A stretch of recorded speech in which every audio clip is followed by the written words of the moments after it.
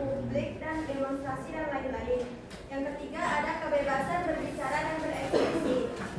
Kebebasan berbicara dan berekspresi dijamin oleh konstitusi, memungkinkan rakyat untuk menyampaikan pendapat dan menyampaikan aspirasi mereka. Yang keempat ada pengawasan oleh lembaga independen. Lembaga independen seperti KPK dan KPU berperan dalam mengawasi proses demokrasi dan mencegah penyalahgunaan kekuasaan. Yang kelima ada penghormatan hak asasi manusia.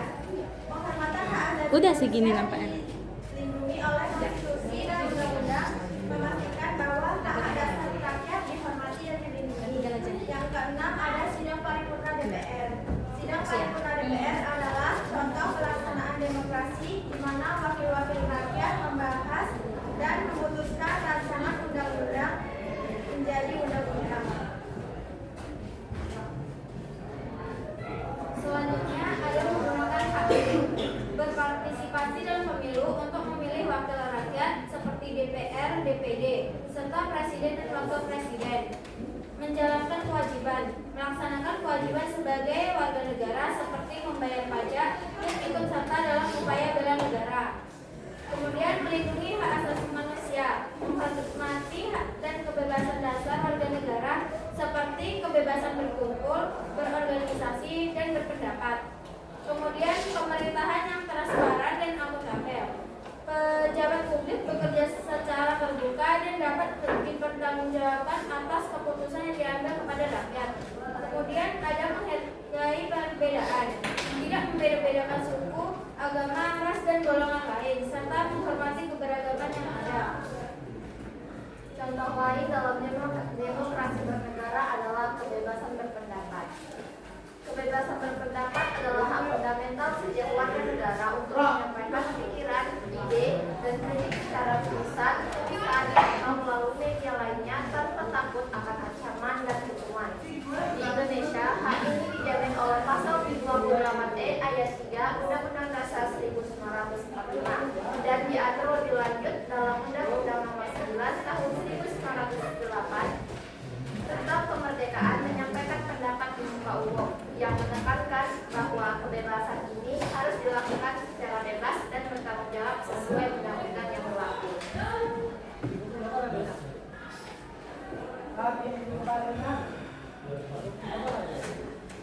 Dan dasar hukum Undang-Undang 1945 pasal 8 ayat 3 menyatakan setiap orang berhak atas kebebasan berserikat mendirikan pendapat dan pendapat.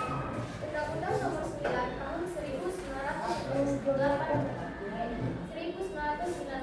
mengatur lebih lanjut mengenai kemerdekaan menyampaikan pendapat di muka umum, yang menegaskan bahwa setiap orang berhak menyampaikan pikiran dengan lisan, tulisan, dan sebagainya secara bebas dan bertanggung jawab sesuai dengan ketentuan perundang-undangan. Undang-Undang Pasal 14, 3, 4, dan 5 juga melindungi kebebasan berpendapat dan berekspresi. Dasar hukum Undang-Undang 1945 Pasal 28 ayat 3 menyatakan setiap orang berhak atas kebebasan berserikat, berkumpul, dan menyuarakan pendapat.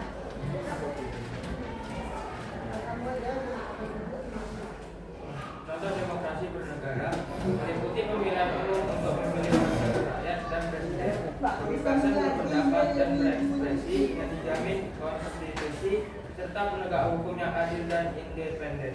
Di Indonesia, ini juga mencakup partisipasi rakyat dalam musyawarah untuk mengambil keputusan dan kepatuhan pada prinsip-prinsip Pancasila seperti persatuan, kerakyatan yang diwakili hikmat kebijaksanaan dan keadilan sosial.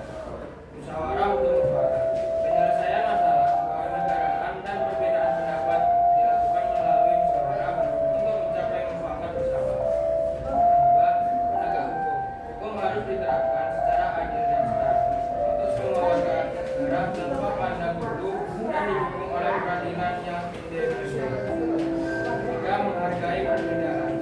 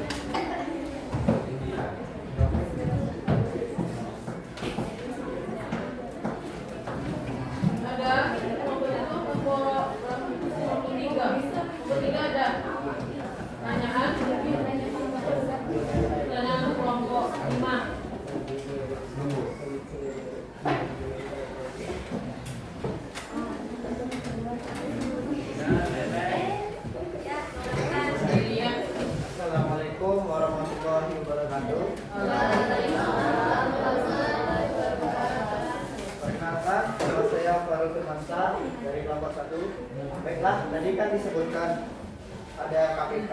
Jadi KPK itu Badan Demokrasi Negara, coba jelaskan apa maksudnya? Dijelaskan pada KPK. KPK itu Ya, apa? ya. KPK itu apa kaitannya dengan demokratis itu persisnya?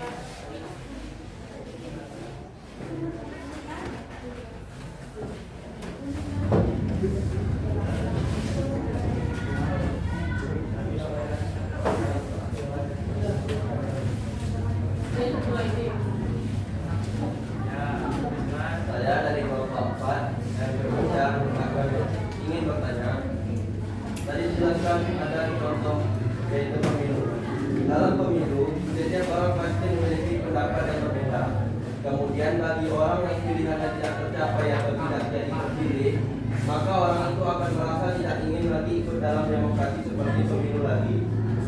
Pertanyaannya, bagaimana meyakinkan seseorang yang tidak ingin terlibat dalam demokrasi agar dia ingin terlibat dalam demokrasi bernegara lagi? Terima kasih. Bagaimana meyakinkan seseorang yang Pertanyaannya, bagaimana meyakinkan seseorang yang tidak ingin terlibat dalam demokrasi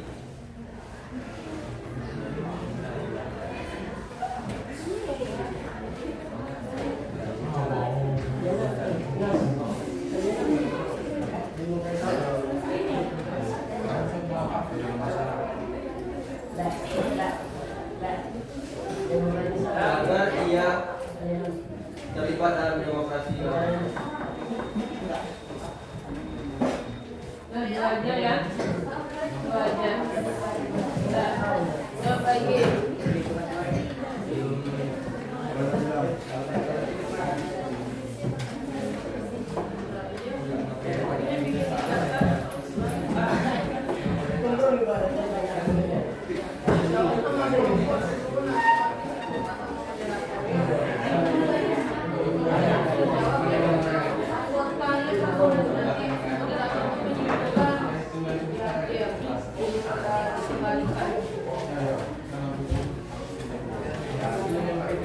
Thank you.